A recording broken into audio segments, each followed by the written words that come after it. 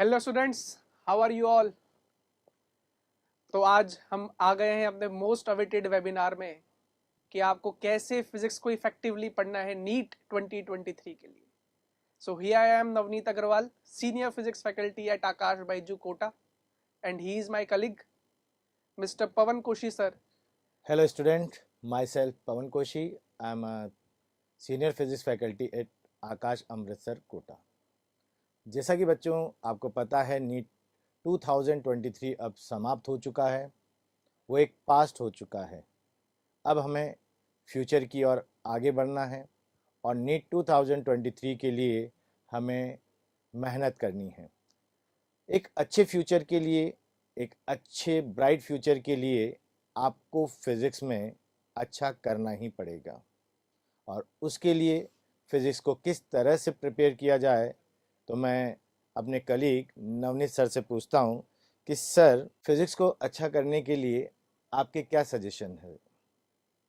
देखो बच्चों, फिजिक्स जो है ना, वो पूरा प्रैक्टिस का गेम है, कंसेप्ट का गेम है, और कितना आप डिसिप्लिन रहते हो इसका गेम है।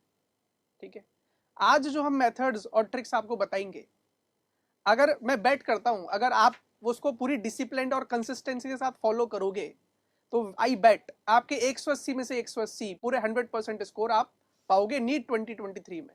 ठीक है, पहली बात तो ये। अब इसमें अच्छा स्कोर करने के लिए हम दोनों क्वेश्चन आंसर की फॉर्म में, जो आपके ही क्वेश्चंस होते हैं हमसे, जो आप बच्चों के ही हम हमारे तरफ क्वेश्चंस होते हैं, उसी की फॉर्म में हम एक दूसरे से पूछेंगे और हम एक दूसरे उन दोनों का आंसर देने की कोशिश करेंगे। ठीक है, और मेरी आपसे ये अपील है और इल्तजा है कि आप उन ट्रिप्स एंड ट्रिक्स को पूरे डिसिप्लिन और कंसिस्टेंट मैनर में जरूर पूरे साल भर अपनाएं। ठीक है, हम पूरे आकाश बाइजू में भी इसी मेथड्स को फॉलो करते हैं और आपसे भी इसी बात की उम्मीद करते हैं। ठीक है, तो पहला क्वेश्चन जो सर बहुत ज्यादा आता है मेरी तरफ, वो ये आता है, बच्चे हमेशा ये पूछते हैं कि सर फिजिक्स को मतलब क्या, अगर वो डेली पढ़ लेंगे तो क्या उनका स्कोर अच्छा हो जाएगा क्या? एक अच्छा क्वेश्चन है कि क्या डेली फिज़िक्स पढ़ने से क्या हमें फिज़िक्स में अच्छा स्कोर मिलेगा। तो मेरा जवाब है नहीं। फिज़िक्स को डेली पढ़ने से काम बहुत नहीं ही चलेगा। इंटरेस्टिंग सा जवाब है सर, देखो बहुत ही फिजिक्स इंटरेस्टिंग को सा है। डेली पढ़ने से ही काम नहीं बनेगा। फिजिक्स में क्या पढ़ा जाए ये भी बहुत ज़रूरी है कि बच्चों ये ध्यान रखिए, आप फिजिक्स डेली पढ़ेंगे ये बहुत अच्छी बात है, लेकिन फिजिक्स में डेली क्या पढ़ा जाए ये भी बहुत ज़रूरी है। अब अगर आपको फिजिक्स में डेली कुछ पढ़ना है तो आप पहला काम करें, आपके जो क्लास टीचर हैं उसके नोट्स को आप थ्रोरली डेली पढ़ें। एनसीईआरटी को भी डेली पढ़ें। जो टॉपिक आपकी क्लास में चल रहे हैं उन टॉपिक के अकॉर्डिंग आप डेली अपने फिजिक्स कंटेंट को प्रिपेयर करें। और मैं आपसे रिक्वेस्ट करता हूं और आपको सजेस्ट भी करता हूं कि जो टॉपिक आपके क्लास में चल रहे हैं उन टॉपिक को आप पहले से प्रिपेयर करके क्लास में जरूर जाएं। ओके सर, अब मेरा सर से एक क्वेश्चन है जो किसी एक स्टूडेंट ने मुझसे बड़े प्यार से पूछा कि सर एक स्टूडेंट को किसी टॉपिक को किस तरह से तैयार करना चाहिए। तो नवनीत सर। जी सर, बहुत ही इंपॉर्टेंट सा क्वेश्चन है कि भाई फिजिक्स में तीन तरह के लेवल्स होते हैं बच्चों। पहला होता है बेसिक कॉन्सेप्ट्स। ठीक है भाई, वो टॉपिक आया ही क्यों, जरूरत ही क्यों पड़ रही है, उसमें कौन कौन से एजम्पशंस हैं जिनकी वजह से वो टॉपिक तैयार हुआ है, मतलब वो एजम्पशंस हमको मानने पड़े हैं। और दूसरी बात, उसमें कौन कौन से बेसिक कॉन्सेप्ट्स हैं। ठीक है, तो नीट में आप ये माने 50% क्वेश्चंस जो हैं वो तो बेसिक कॉन्सेप्ट्स पे ही आते हैं। ठीक है, बेसिक कॉन्सेप्ट्स, और उसके बाद का जो उसमें नेक्स्ट अप्रोच होना चाहिए वो होना चाहिए फॉर्मूला। ठीक है, तो ये दो कॉन्सेप्ट बहुत ही इंपॉर्टेंट है, एक बेसिक कॉन्सेप्ट और एक फॉर्मूला। अब बेसिक कॉन्सेप्ट के लिए क्या करना है भाई, तो बेसिक कॉन्सेप्ट के लिए सर जो आपको पढ़ाते हैं क्लास में, आकाश बाइजू में जो सर आपको पढ़ाएंगे क्लास में, उसको आप एक तो अच्छे से समझ के जाएं। और सर ने पहले ही बोला है, जो सर पढ़ाने वाले हैं उसको आप थोड़ा सा पहले प्रिपेयर करके जाएं। थोड़ा सा प्रिपेयर करने से क्या होगा, सर जो आपको पढ़ाएंगे ना उसकी कनेक्टिविटी बनती रहेगी। ठीक है, आपको चाहे पहले समझ में आया हो या नहीं आया हो, आप पढ़ के एक बार अगर चले जाओगे क्लास में तो सर से क्या होगा, कनेक्टिविटी बनेगी। कनेक्टिविटी बनेगी तो सर जो भी पढ़ाएंगे आपको बहुत अच्छे से समझ में आएगा। तो यहाँ से, और दूसरा एनसीईआरटी, एनसीईआरटी बहुत ही इंपॉर्टेंट है भाई नीट के लिए। ठीक है, तो सर के पढ़ाए हुए नोट्स, आकाश के मॉड्यूल्स और एनसीईआरटी, इनसे आपको बेसिक कॉन्सेप्ट्स की ग्रैब करना है, बेसिक कॉन्सेप्ट्स के को ग्रैब करना है। और एक काम करें कि एनसीईआरटी के जो कंसेप्चुअल पॉइंट्स हैं उनको एक स्टिकी नोट्स पे लिखें और अपनी नोटबुक चिपकाते जाएं। ठीक है, यहाँ से आपका कंसेप्चुअल बेस बनेगा। अब इससे होगा क्या भाई, उस स्टिकी नोट से क्या होगा, स्टिकी नोट से क्या होगा भाई कि एंड में जब नीट का टाइम आता है तो एक लास्ट के 1-2 महीने में बच्चा बहुत ही कंफ्यूज सा रहता है। क्या कंफ्यूज करता है कि यार मैं सर के नोट्स पढ़ूं कि एनसीईआरटी पढ़ूं, उसको समझ ही नहीं आता। तो इससे क्या होगा स्टिकी नोट्स बनाने से कि आप एक बार नोट्स रिवाइज करोगे सर के तो वहां से ही एनसीईआरटी भी रिवाइज हो जाएगी। ठीक है, तो कंसेप्ट आपका पूरा क्लियर हो गया। दूसरा होता है फॉर्मूला। फॉर्मूले के लिए क्या करना है, हर जब भी आप कुछ भी क्वेश्चन सॉल्व करें तो सबसे पहले तो एक फॉर्मूला चार्ट बनाएं। ठीक है, अब आप सबको पता होगा कि आप सबकी जो नोटबुक होती है उसमें मार्जिन होते हैं, एक ऊपर मार्जिन होता है और एक साइड में मार्जिन होता है। आजकल तो वैसे सब लोकल बुक्स लेते हैं तो साइड में तो मार्जिन देते नहीं है, वो सिर्फ ऊपर मार्जिन देते हैं। ठीक है, तो चलो ऊपर मार्जिन होता है और साइड में मार्जिन होता है। तो क्या आप सबको पता है कि उसका एक साइंटिफिक लॉजिक होता है? क्या लॉजिक होता है भाई? तो क्या लॉजिक होता है कि आप साइड के मार्जिन और ऊपर के मार्जिन में जो भी क्वेश्चन सॉल्व कर रहे हैं उस पेज पर उसके फॉर्मूले ऊपर लिख लें। जिससे क्या होगा, कभी भी जब आप उसको रिवाइज करेंगे तो आपको एकदम से फॉर्मूला याद आ जाएगा। उसको देखते ही आपको फॉर्मूला याद आ जाएगा, आपको कहीं पर और जाने की जरूरत नहीं है। ठीक है, और थर्ड लास्ट जो होता है, अगर हम चाहते हैं कि भाई आप सबके 180 में से 180 नंबर आए तो इसके लिए सिर्फ कंसेप्चुअल और बेसिक कॉन्सेप्ट से काम नहीं चलेगा। ठीक है, उसके लिए हमको एडवांस प्लानिंग भी करनी पड़ेगी, ऐसे क्वेश्चंस की भी प्लानिंग करनी पड़ेगी जिनके कॉन्सेप्ट्स हाई होते हैं, जिनमें थोड़ी ट्रिक्स लग रही होती है, जिनमें 3 से 4 मेथड्स एक साथ समा जाते हैं। ठीक है, तो उसके लिए क्या प्लानिंग करेंगे, एडवांस लेवल की प्लानिंग करेंगे। तो मैं सर से पूछता हूँ, सर बच्चों के बताएं कि भाई एडवांस लेवल की किस तरह से तैयारी करें। गुड बच्चों, एडवांस लेवल और न्यूमेरिकल्स को बहुत अच्छा करने के लिए आपको सिस्टमेटिक तरीके से एक ऑर्गेनाइज वे से आगे बढ़ना पड़ेगा।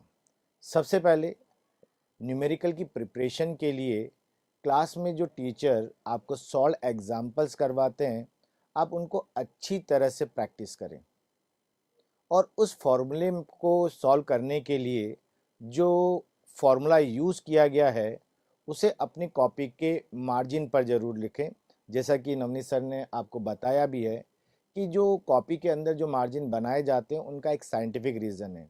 अगर आप अपने मार्जिन का सही यूज़ करते हैं तो जब आपके पास बहुत कम टाइम बचता है रिवीजन के लिए, और अगर आप सिर्फ उस मार्जिन पर देखते हैं तो मार्जिन पर आपको आपका फॉर्मूला और किसी पर्टिकुलर क्वेश्चन के लिए यूज़ किया हुआ कॉन्सेप्ट आपको मिल जाता है और आपको बहुत कम टाइम में बहुत कुछ ग्रैप्स करने को मिलता है।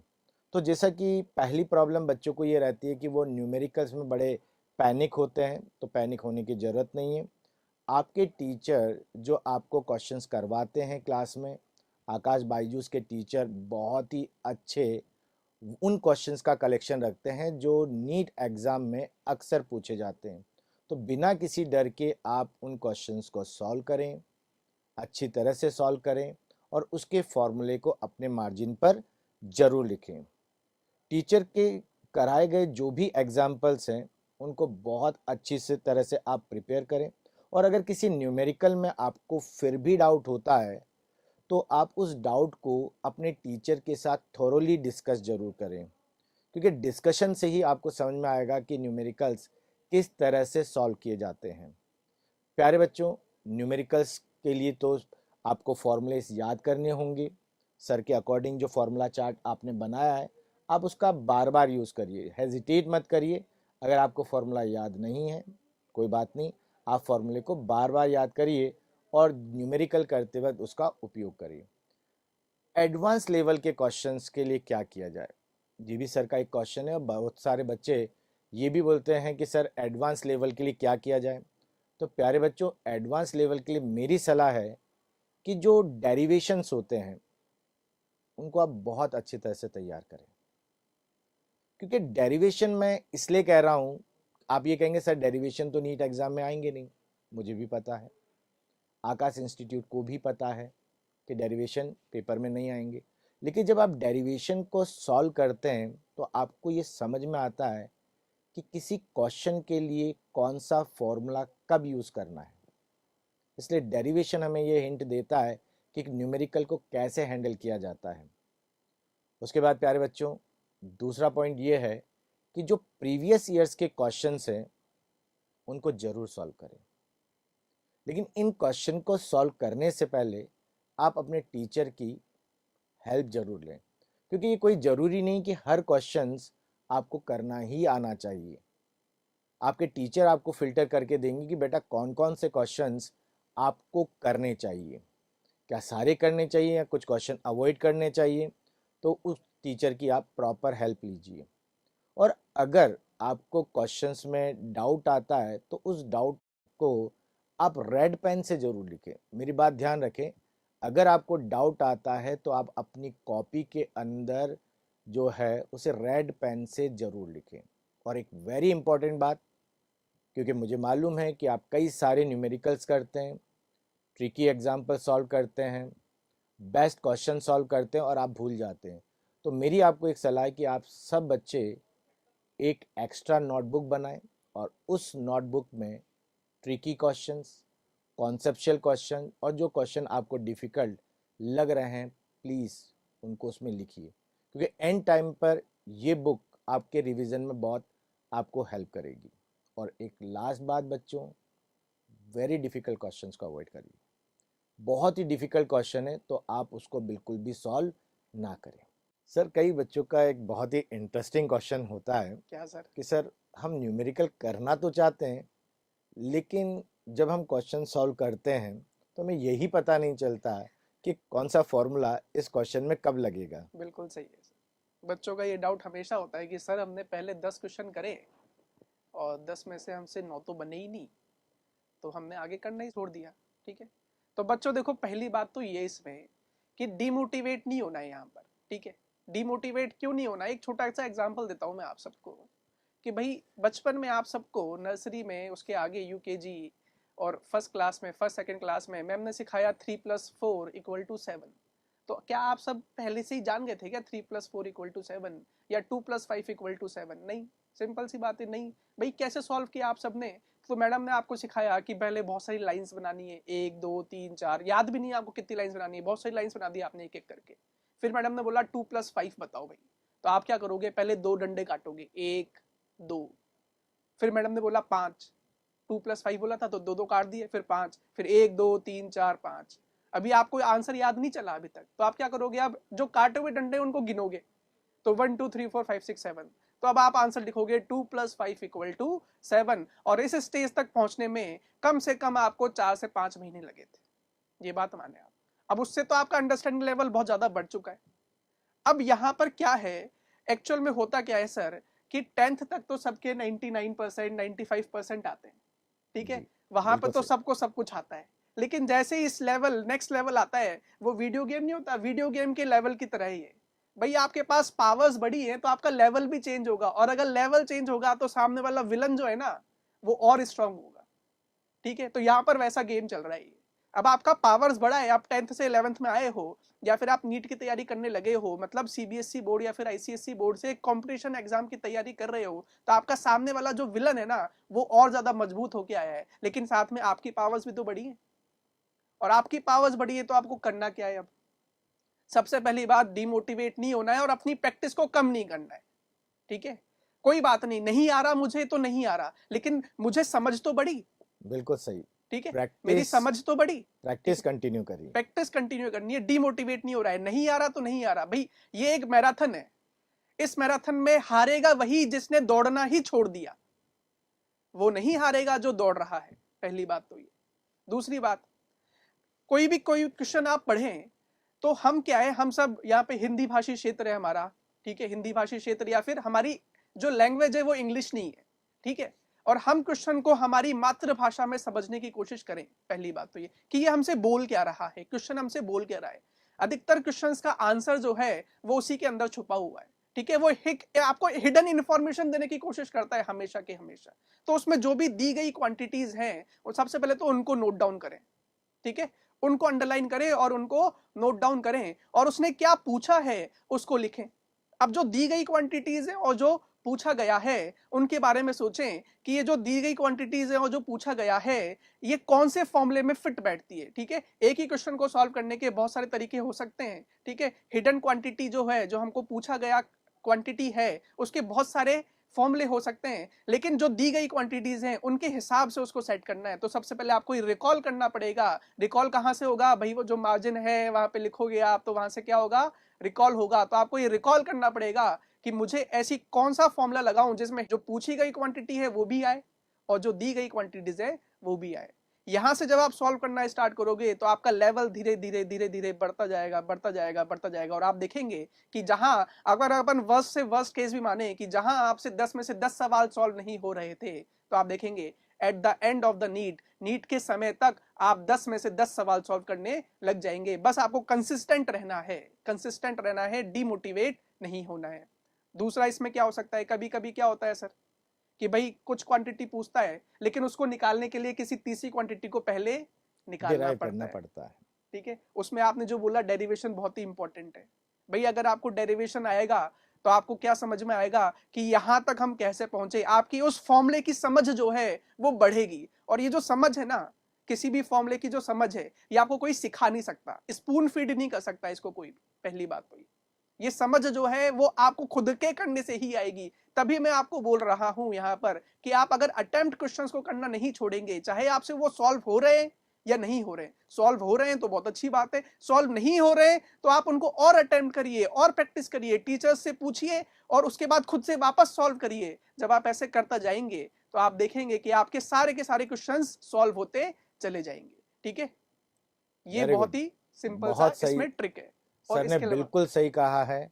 बच्चों, अगर न्यूमेरिकल नहीं हो रहे तो डीमोटिवेट बिल्कुल नहीं होना। चैलेंज एक्सेप्ट करिए। लेवल इंक्रीज हो रहा है तो चैलेंजेस भी इंक्रीज होंगे। और आपको पता है, जिस तरह से सर ने कहा, वीडियो गेम्स की तरह आप इसे समझ कर चल सकते हैं। लेवल अप होगा तो नई हिडन इंफॉर्मेशन, नई हिडन पावर्स भी आपको मिलेगी। आपको बस उन पावर्स को पहचानना है। क्वेश्चन के अंदर जो हिडन कंटेंट्स हैं उनमें पहचानना है और उसका यूज करते हुए मान लो क्वेश्चन हम सब हैं। जरूर करें। और फिर हम लोग आपकी हेल्प के लिए पूरे टाइम अवेलेबल हैं बच्चों। बिल्कुल बिना किसी डर के आप प्रिपरेशन करिए। सर, एक और अच्छा क्वेश्चन है ना, कई अच्छे प्यारे बच्चों ने मुझसे पूछा है, तो मैं उस क्वेश्चन को जरूर आपके सामने रखना चाहूँगा। वो कहते हैं, सर हम चाहे मॉड्यूल के क्वेश्चन करें या सर के किसी क्वेश्चन को सॉल्व करते हैं, सर हमसे एक भी क्वेश्चन नहीं होता सर। ऐसे में हम क्या करें? तो देखो बच्चों, यहाँ पे जो भी बच्चे आते हैं आकाश बायजू में, ऐसा तो है नहीं कि सबका अंडरस्टैंडिंग लेवल सेम होता है। इनफैक्ट सर का और मेरा अंडरस्टैंडिंग लेवल भी सेम नहीं होगा। ठीक है, तो सबका अंडरस्टैंडिंग लेवल तो सेम होता नहीं है। ठीक है, कुछ बच्चे जो हैं वो पहले से ही प्रिपेयर करके आते हैं, कुछ बच्चे जो हैं वो सिर्फ सीबीएसई बोर्ड पढ़ के आते हैं, कुछ बच्चे आईसीएसई बोर्ड पढ़ के आते हैं। तो बोर्ड भी सबके अलग अलग हैं और कुछ पहले से ही कंपटीशन की तैयारी करके आए हैं। ठीक है, तो सबसे पहले तो आपको अपना लेवल पहचानना है, इसमें कोई शर्म की बात नहीं है। अपना लेवल पहचान के किससे डिस्कस करना है? जो भी आपको आकाश बायजू में सर पढ़ा रहे हैं उनसे सबसे पहले तो आपको डिस्कस करना है। ठीक है, सर पहचानेंगे आपकी बात को और आपको कुछ बुक्स रिकमेंड करेंगे। बुक्स रिकमेंड करेंगे तो जिससे क्या होगा कि मान लो आपको प्रैक्टिस की बहुत ज्यादा जरूरत है, तो आपको ऐसी बुक्स रिकमेंड की जाएंगी जहां पे आपके क्वेश्चंस जो हैं आप प्रैक्टिस बहुत ज्यादा करना स्टार्ट करो। और प्रैक्टिस जैसे ही स्टार्ट करोगे तो जैसे ही सर आपको कुछ बुक्स रिकमेंड करेंगे तो वहां से आप थ्योरी भी पढ़ सकते हैं। ठीक है, कि भाई बच्चे को जो है वो थोड़ी सिंपल इंग्लिश समझ में आती है तो इसको ऐसी बुक रिकमेंड करो जहां पे सिंपल इंग्लिश लिखी हुई हो, तो वहां से उसका बेसिक कॉन्सेप्ट बनेगा। ठीक है, बच्चे को ऐसे क्वेश्चन सॉल्व करने हैं कि जहां पे इसकी प्रैक्टिस बहुत ज्यादा होनी चाहिए, वैरायटी कम होनी चाहिए लेकिन प्रैक्टिस ज्यादा होनी चाहिए। सर, यहाँ पर मैं एक बात ऐड करना चाहूँगा बच्चों के लिए स्पेशल। बच्चों, जब आप क्वेश्चन प्रैक्टिस करते हैं, सॉल्व एग्जाम्पल या अनसॉल्व एग्जाम्पल, तो किसी स्टूडेंट को देखकर आप ये डिसाइड ना करें कि आपको किस बुक से सॉल्व एग्जाम्पल सॉल्व करने या न्यूमेरिकल सॉल्व करने। आप अपने टीचर के साथ जाकर अपने लेवल को डिसाइड करिए और टीचर से रिक्वेस्ट करिए कि आपको किस तरह की बुक बिल्कुल सही पढ़नी सर। चाहिए। हर स्टूडेंट का अंडरस्टैंडिंग लेवल अलग अलग है, तो हर किसी बच्चे को प्रॉब्लम्स भी अलग अलग आते हैं। बिल्कुल कोई सही। थियोरेटिकल क्वेश्चन नहीं कर पाता, कोई न्यूमेरिकल क्वेश्चन नहीं कर पाता, कोई एडवांस लेवल के क्वेश्चन नहीं कर पाता। तो टीचर की हेल्प से आप बुक का डिसाइड करें। जो मार्केट में बुक चली आ रही है, मुझे नहीं लगता कि सभी बच्चों को वो करनी चाहिए। नहीं, सब अपनी बच्चे अगर कैपेबिलिटी और अपनी वीकनेस के अकॉर्डिंग टीचर की हेल्प से बुक का सिलेक्शन मस्ट है, बिल्कुल सही है मुझे ऐसा सर। लगता अलग है। अलग पार्ट से कोटा आकाश कोटा में बच्चे आ रहे हैं और हम्म। सबका हम अंडरस्टैंडिंग लोग लेवल हम अलग अलग लोग होता है। हर स्टूडेंट को उसकी एबिलिटी और वीकनेस के अकॉर्डिंग ही सजेशन प्रोवाइड करते हैं, बिल्कुल और सही। आकाश बायजूस का जो स्टडी मटेरियल है वो हर स्टूडेंट के लिए इस तरह से ऑर्गेनाइज किया गया है कि बच्चा अगर उस मॉड्यूल के कॉन्सेप्ट को अगर समझ ले कि ये मॉड्यूल के प्रिपरेशन बनाने के पीछे क्या सीक्रेट है, तो मुझे लगता है कि बच्चा जो ड्रीम है उसका 180 टू 180 वो बड़े प्यार से ही गेन कर सकता है। सर, एक और इंटरेस्टिंग क्वेश्चन है मेरा कि लास्ट टाइम आ जाता है बच्चों के पास और वो बहुत ही एग्जॉस्ट हो चुके होते हैं, घबरा जाते हैं रिवीजन स्ट्रेटेजी को लेकर। सर रिवीजन स्ट्रेटेजी से पहले अपन एक चीज और डिस्कस कर लेते हैं कि बच्चे जो है ना वो अपनी हैबिट कैसे बनाए, मतलब अपने लेवल को अप कैसे करें। बिल्कुल सही। तो आप कुछ कहना चाहेंगे सर इस पे? बिल्कुल बच्चों, तो यहाँ पर मैं आपको बहुत ही प्यारे सजेशन देना चाहूँगा। फर्स्ट ऑफ ऑल एक हैबिट आप जनरेट करें डेली बेसिस पर। ध्यान रखें, डेली बेसिस पर कम से कम 20 से 25 क्वेश्चन आप डेली करें, अटेम्प्ट करें। ये कोई ज़रूरी नहीं कि आपसे सारे क्वेश्चन हो जाएं, लेकिन आप डेली बेसिस पर क्वेश्चंस को सॉल्व करें। अच्छे क्वेश्चंस को जो एक्स्ट्रा बुक बताई गई है उसमें शामिल जरूर करें। और बच्चों अगर डाउट आता है तो आप प्रॉब्लम काउंटर पर जाकर टीचर के साथ उन प्रॉब्लम्स का डिटेल में डिस्कशन करिए। मैंने क्या कहा? डिस्कशन नहीं कहा, मैंने कहा सर डिटेल में डिटेल्ड में डिस्कशन करें। डिस्कशन करें। मतलब टीचर से ये जानने की कोशिश करिए कि इस क्वेश्चन को फ्रेम करते वक्त जिसने इसको क्वेश्चन को बनाया उसकी थॉट क्या थी, मैं उसे सोचना चाहता हूँ ताकि आने वाली क्वेश्चंस को मैं पकड़ सकूं और समझ सकूं कि क्या सोच कर ये क्वेश्चन फ्रेम किया गया, ताकि मैं जब थियोरी पढूं तो मैं अपने कंटेंट को ये ध्यान में रखूं कि इस कंटेंट से क्वेश्चन किस तरह से फ्रेम होते हैं। और एक इम्पॉर्टेंट बात, जैसा कि पहले भी कहा है, अगर कोई क्वेश्चन सॉल्व नहीं होता या टीचर कोई कॉन्सेप्ट बताते हैं उसे रेड पेन से जरूर लिखें। तो सर। बिल्कुल सर, इसी में थोड़ा सा मैं और आगे ऐड कर दूं। सर ने बोला 20 से 25 क्वेश्चन रोज आपको करना है, ठीक है, लेकिन ये हुआ स्टार्टिंग लेवल की बात, ठीक है। इसका मतलब ये नहीं है कि आप भाई एंड आ गया तो भी आप 20 से 25 ही कर रहे हो। Very nice. ठीक है, तो भाई करना क्या है आपको, आप अपना खुद का लेवल डिसाइड करो। भाई मुझसे 10 से स्टार्ट हो रहा है तो मैं 10 से करूंगा, मुझसे 20 से स्टार्ट हो रहा है तो मैं 20 से करूंगा, लेकिन जिससे आप एक बार स्टार्ट कर दो, जो आप सोच लो खुद के बारे में, उससे पीछे नहीं हटना है। अब हर रोज 20 करने हैं, तो अब मान लो आपने 20 से स्टार्ट करा, 20 क्वेश्चन से स्टार्ट करा, रिवीजन भी इसी में कवर हो जाएगा। 20 क्वेश्चन से स्टार्ट करा तो एक महीने बाद अब ये 25 क्वेश्चन आपको करने हैं हर रोज, ठीक है। और ये हम सिर्फ फिजिक्स की बात कर रहे हैं, उसी तरह केमिस्ट्री, उसी तरफ बायो, तो आपको ये करना है रोज। अब इसमें होगा क्या, थोड़ा हिसाब लगा के चलते हैं सर। तो मान लो एक बच्चा 20 क्वेश्चन रोज कर रहा है फिजिक्स के, 6 दिन में कितने कर लेगा सर? 120। तो उसने कितने क्वेश्चंस कवर कर लिए? 120, ठीक है। 120 में से अगर हम माने कि वर्स्ट केस मान लेते हैं भाई, वर्स्ट केस क्या हो सकता है किसी बच्चे के साथ कि 20 में से 20 नहीं आए। हाँ, यही हो सकता है, ऐसा बिल्कुल। तो कोई बच्चा हो ही नहीं सकता जिसके 20 में से 21 नहीं आए। यही हो सकता है, और मैं तो ये मानता हूं कि ऐसा कोई केस होगा भी नहीं। तो मान लेते हैं 20 में से 20 नहीं आए, तो आप क्या करोगे?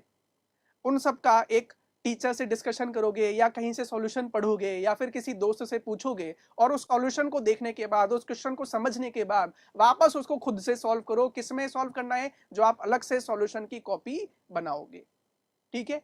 ऐसा जब आप करोगे तो मान लो एक हफ्ते में हुए 120 क्वेश्चन। नेक्स्ट क्या आने वाला है भाई बच्चों? संडे, और संडे को क्या होती है सर? छुट्टी। 120 क्वेश्चंस में से अगर हम सपोज करें कि 60 क्वेश्चन आपको आ चुके थे और 60 आपको नहीं आए थे, ठीक है, तो उन 60 पे एक बार टिक करना है। सबसे पहले तो आपको कितनी बार टिक करना है? एक बार। अब आप कर रहे हो पहली बार रिवीजन संडे को। संडे को आपको क्या करना है? 120 क्वेश्चंस का रिवीजन करना है। कैसे करना है ये भी बताता हूं। 60 क्वेश्चन वो जो आपको आ चुके थे उनको तो सिर्फ पढ़ना है, पढ़ के दिमाग में सॉल्यूशन बनाना है। ऐसा नहीं है पढ़ के छोड़ दिया, पढ़ के दिमाग में सॉल्यूशन बनाना है। और आप देखेंगे कि इससे आप ओरली भी क्वेश्चंस को सॉल्व करने की क्या बनाएंगे? हैबिट बनाएंगे। तो 60 क्वेश्चंस तो वो हो गए, और 60 क्वेश्चंस जो आपसे नहीं सॉल्व हुए थे, जो आपने किसी से पूछकर फिर कॉपी में लिखे थे या फिर खुद से सॉल्व करे थे, उनको फिर खुद से सॉल्व करना है 60 क्वेश्चंस को। और 60 क्वेश्चंस को जब आप सॉल्व करेंगे तो सर एक बहुत ही इंटरेस्टिंग सी बात आप देखेंगे कि 60 में से 30 वापस बच्चों को नहीं आएंगे। भाई ऐसा ही होता है, कोई एक्सेप्शन नहीं होगा कोई। अगर हमारे साथ भी ऐसा होता, हमारे साथ भी ऐसा हो चुका है। अब आपको क्या समझ में आया कि 60 में से 30 जो थे वो आपको वापस नहीं आए। दूसरी बार डाउट आ रहा है आपको, उन पे कितनी बार टिक लगाएंगे? दूसरी बार टिक लगाएंगे। और उन 30 क्वेश्चंस को सॉल्यूशन की जो आपने बुक बनाई थी उसमें से देखेंगे, देख के फिर खुद से सॉल्व करना है। बच्चे अधिकतर क्या करते हैं सर, सॉल्यूशन पढ़ते हैं, हाँ हाँ ठीक है भाई आ गया। ऐसे नहीं करना है भाई, सॉल्यूशन पढ़ना है, उसको समझना है, फिर खुद से सॉल्व करना है। तो आपको ये समझ में आएगा कि जब आप किसी भी क्वेश्चन को सॉल्व करना चाहते हैं तो आप बीच में कहां पर अटकते हैं। ठीक है, जब हम किसी चीज को पढ़ते हैं तो हम तो भाई वो सामने वाले लिख रखा है, हमने पढ़ दिया तो हमको कोई मेहनत करने की जरूरत पड़ती नहीं है। ठीक है, ये हुआ दूसरी बार रिवीजन। ठीक है, ये हुआ दूसरी बार रिवीजन। ऐसे करते जाना है और लास्ट में आपको तीसरी बार रिवीजन जरूर करना है, कम से कम 1 या 2 महीने के बाद।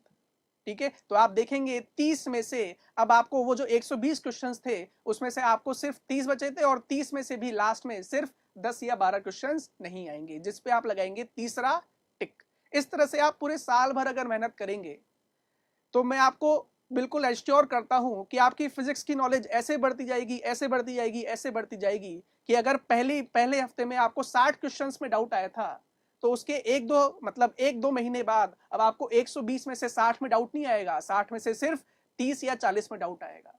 और अंत तक जब लास्ट के 1-2 महीने बचेंगे तो आप देखेंगे कि आपको 120 में से सिर्फ 5 या 10 में डाउट आएगा। ठीक है, यही होता है हमारा लेवल बढ़ाना, और इसको बोलते हैं, हम क्या बोलते हैं, आई होप बच्चों आप लोगों को जो सर की रिवीजन स्ट्रेटेजी है वो पूरी तरह से समझ में आ गई होगी कि किस तरह से आपको day by day, week by week और मंथली वाइज रिवीजन करने हैं, क्वेश्चंस को अटेम्प्ट करने हैं। ओके बच्चों, मैं यहाँ पर एक और बात कहना चाहूँगा जो मेरे को कई सारे बच्चों ने, जब वो नीट 2022 देने जा रहे थे सर, मैक्सिमम बच्चे पेपर अटेम्प्ट करते थे। आकाश बायजूस बच्चों की प्रिपरेशन के लिए बहुत सारे पेपर टाइमली कंडक्ट करवाते हैं। उनमें अधिकतर बच्चों का एक जवाब आता था, सर सिली मिस्टेक्स। ठीक है, इसके बारे में मैं आपको बताना चाहूँगा, बड़ा इंटरेस्टिंग बात, सवाल आपसे पूछने वाला था जस्ट अभी, बड़ा इंटरेस्टिंग पॉइंट है सिली मिस्टेक। तो प्यारे बच्चों, पहली बात एक बात ध्यान रख लीजिए, फिजिक्स में या किसी भी सब्जेक्ट में सिली मिस्टेक कुछ नहीं होती। सपोज करिए आप एक डॉक्टर हैं और आप एक ऑपरेट कर रहे हैं और आप ऑपरेशन करके ये कहते हैं सिली मिस्टेक हो गई, तो आप समझ रहे हैं इसका क्या रिजल्ट आता है। तो इसका मतलब है कि आपकी जर्नी में, आपकी लाइफ में ये सिली मिस्टेक शब्द नहीं होना चाहिए। आप पहले एक बात ध्यान रख लें कि सिली मिस्टेक का सोर्स क्या है, क्यों बच्चे ये कहते हैं सिली मिस्टेक है। एक्चुअली क्या, उन्हें क्वेश्चन आता तो है नहीं, वो कंफ्यूज रहते हैं कि शायद इस तरह का क्वेश्चन मैंने सॉल्व किया है, तो लगा सा लगता है कि मुझे ये क्वेश्चन शायद आता है, तो वो एक रिस्क लेता है। और रिस्क आपको पता है, ऑब्जेक्टिव क्वेश्चन है तो 4 ऑप्शन में एक पर टिक करेगा। मैं एक बात ऐड कर दूं भाई, सिली मिस्टेक्स आपको प्रिपरेशन के दौरान तो करनी है जय भाई, हम पढ़ा रहे हैं तब तो करनी है सिली मिस्टेक्स। अभी आप रिस्क फैक्टर ले सकते हैं, लेकिन आप इसको अवॉइड करें, मेरी बात ये, तो आप चांस लेते हैं। अब अगर वो टिक सही हो गया तो आप बोलते मेरे समझ में आ गया, और मैक्सिमम बच्चों के लिए तो यही होता है कि जय माता दी। हाँ, तो 4 ऑप्शन में से एक सही है, 3 गलत है, तो 75% का एरर है उसमें, चांसेस हैं कि गलत होगा ही, तो गलत हो जाता है। तो पहले बच्चों आप ये बात ध्यान रखें कि सिली मिस्टेक अवॉइड करने का सबसे बेस्ट तरीका ये है कि अगर आपको क्वेश्चन पर डाउट है, जब आप ड्यूरिंग द प्रिपरेशन है आप रिस्क ले सकते हो। आप ये मानकर चलें कि अगर आप कंफ्यूज हैं क्वेश्चन में, चाहे वो 2% ही कंफ्यूजन है, आप उसे अवॉइड कर दीजिए। क्योंकि अगर आप अवॉइड नहीं करेंगे तो आपको ये कभी नहीं पता चलेगा कि आपको क्वेश्चन आता नहीं था और आप उसकी प्रिपरेशन नहीं करेंगे। और इन फ्यूचर अगर वो क्वेश्चन नीट में आ गया तो आप हाईली कंफ्यूज होंगे। क्योंकि जब क्या होता है सर, जब रिजल्ट आता है, जैसे आकाश बायजूस में बच्चे पेपर अटेम्प्ट करते हैं, 45 क्वेश्चन अटेम्प्ट करते हैं। अब 45 में एक बच्चे ने 10 क्वेश्चन पर इस तरह का रिस्क लिया। अब हो सकता है उसका कोई क्वेश्चन सही चला गया, उसे वो याद नहीं रहता, उसको याद नहीं रहता। और उस- वही क्वेश्चन अगर नीट में आ गया तो वो कंफ्यूज हो जाता, शायद मेरा वो ऑप्शन गलत था, क्योंकि वो ये चेक नहीं करता कि मेरा कौन सा क्वेश्चन सही हुआ कौन सा हाँ, गलत हुआ, और थोड़ा वो तो सा टोटल देखता है। थोड़ा सा अगर वेरिएशन होके तो आ गया आ तो फिर गया तो वो क्या करेगा, गलत ऑप्शन पर टिक लगाएगा और नेगेटिव स्कोर कर लेता है बच्चों। तो मैं ये कहूँगा कि सिली मिस्टेक्स अवॉइड करिए, उसकी जगह पर उस क्वेश्चन को आप टीचर के साथ डिस्कस करिए, और तब आपको पता चलेगा कि आप कहाँ पर मिस्टेक कर रहे थे। बिल्कुल सही, ये बहुत बड़ी बात है सर, बिल्कुल क्योंकि सही। सिली मिस्टेक हमारी फिजिक्स में, बायोलॉजी के स्टूडेंट के लिए तो सिली मिस्टेक कुछ भी नहीं होनी चाहिए। हाँ, हाँ, बिल्कुल सही। आकाश का जो भी टेस्ट हो, जो भी यहाँ पे आपका प्रिपरेशन के दौरान टेस्ट हो, उसमें आप अवॉइड करने की आदत बिल्कुल डालें, उससे हैबिट बनेगी आपकी अवॉइड करने की। ठीक है, लेकिन हम आपको एश्योर करते हैं कि लास्ट तक आते आते आपको कोई अवॉइड करने की भी बात नहीं नहीं रहे। रहेगी। अगर आप इन सब पॉइंट्स को ध्यान में रखते हैं तो लास्ट तक आते आते बच्चों, आपसे सारे के सारे क्वेश्चन ही बन जाएंगे, तो अवॉइड करने की कोई जरूरत ही नहीं रहेगी। प्यारे बच्चों, आज के वेबिनार में सर जो पॉइंट्स निकल कर आए हैं मैं उनको कंक्लूड करता हूँ। जी सर। सबसे पहली बात, आप डेली फिजिक्स पढ़ें, डेली मिनिमम 20 क्वेश्चन पढ़ें, टाइम टू टाइम इनके नंबर्स को आप बढ़ाते रहें। अच्छी क्वालिटी के क्वेश्चंस के लिए एक एक्स्ट्रा बुक्स का यूज, एक्स्ट्रा बुक्स। एक एक्स्ट्रा नोट कॉपी बनाएं, उसमें वो क्वेश्चन लिखें ताकि रिवीजन में आपकी हेल्प करें। बुक में जो मार्जिन है उसका आप बहुत ही सही तरीके से यूज़ करें। टीचर के साथ प्रॉपर डिस्कस करें। टीचर से आप अपने अकॉर्डिंग क्या बुक आपके लिए हेल्पफुल रहेगी उसके बारे में भी आप ज़रूर टीचर के साथ डिस्कस करें, और सिली मिस्टेक को अवॉइड अवॉइड करें। करिए। तो हमें लगता है कि अगर आप इन पॉइंट्स पर फोकस करते हैं तो जो ड्रीम हम आपके लिए देख रहे हैं, आपके पेरेंट्स आपके लिए देख रहे हैं, और जो ड्रीम आप अपने लिए देख रहे हैं, वो मुझे लगता है फुलफिल होने में कोई रोक नहीं सकता। बिल्कुल सर। तो सर मैं आप यहाँ पे एक बात जरूर कहूँ, शायद आपने मूवीज तो सब देखते ही होंगे, हॉलीवुड मूवीज। ठीक है, और आजकल दौर भी चल रहा है भाई राजा महाराजा के जंग वाली मूवीज। भाई जंग ही करनी है सबको अंत में। ठीक है, उसमें यार सीधे वो जंग ही दिखाते हैं, मतलब अंत में सीधे वो वॉर पे ही जा रहा है आदमी। बच्चा हुआ, सीधे बड़ा हुआ और वॉर पे ही जा रहा है। उसके बीच में उसने क्या किया वो कभी दिखाता ही नहीं है। बिल्कुल, ये बात ठीक सही है, है। तो भाई मैं आपको ये बता दूं, जीतता वही राजा है। The more you sweat in the field, मैदान में जितना पसीना बहाओगे ना, the less you bleed in the war, जंग में उतना ही कम खून तुम्हारा बहेगा। मुझे चाणक्य की एक बात याद आ रही है, उन्होंने बहुत अच्छी बात कही थी, तैयारी युद्ध से पहले की जाती है, तैयारी युद्ध से और जब पहले युद्ध की जाती शुरू हो जाता है तो सिर्फ युद्ध लड़ा जाता है। तो बच्चों, प्रिपरेशन करिए, अपने टाइम को पूरा यूज़ करिए, और सर तैयारी बहुत जम के करिए एक इम्पॉर्टेंट बात, बच्चों आज कुछ ऐसा कीजिए कि भविष्य को आप पर नाज हो। नाज हो। Thank you. थैंक यू बच्चों।